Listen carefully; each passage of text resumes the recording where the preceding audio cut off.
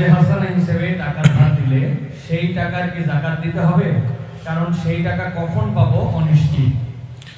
ভাইরা আমার, অনেক দরকারি একটা প্রশ্ন।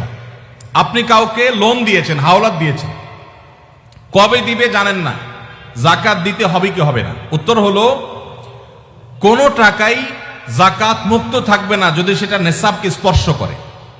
এখন ধরুন আপনি আমাকে 1 লাখ টাকা লোন দিয়েছেন, 1 লাখ টাকা কি নেসাব টাচ করে না করে না? করে। 85 গ্রাম রূপা কেনার মতো টাকা থাকলেই নেসাব হয়ে যায়। তো 1 লাখ টাকায় 85 গ্রামের বেশি রূপা কিনা যায়।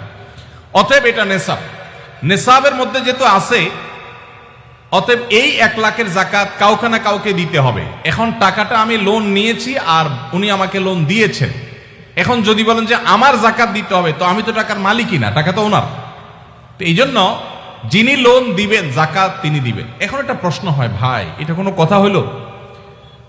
বেচারা টাকা লোন দিছে, হাওলাত দিছে সওয়াবের আশা, আবার তার যাকাতও তার দেওয়া লাগবে, কেমন কথা? উত্তর হলো, ইমানদার লোন দিলে সওয়াব আছে না নাই?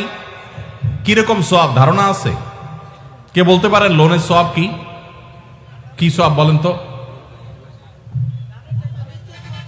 মাশাআল্লাহ মাশাআল্লাহ, এলাকায় মানুষ দেখা যায় বেশ কোরআন হাদিসের ইলম রাখেন।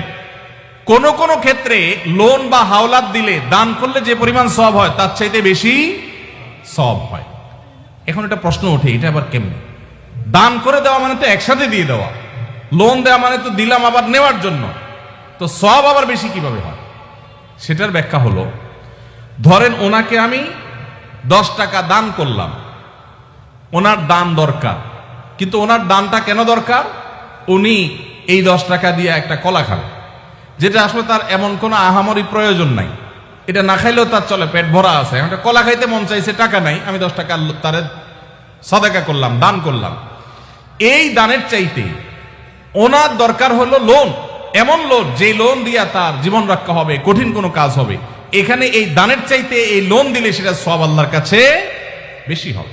আরো বিভিন্ন ব্যাখ্যা হাদিসের আছে। এই জন্য ভাইরা, লোন যে দিবে সে তো সওয়াব পাবে, বিধায় যাকাত দেওয়ার কারণে তার যে টাকা কমতেছে, এতে তার হারাবার কিচ্ছু নাই, এই জন্য তাকেই যাকাত দিয়ে যেতে হবে। এখন কথা হলো, পাওয়ার সম্ভাবনা নাই।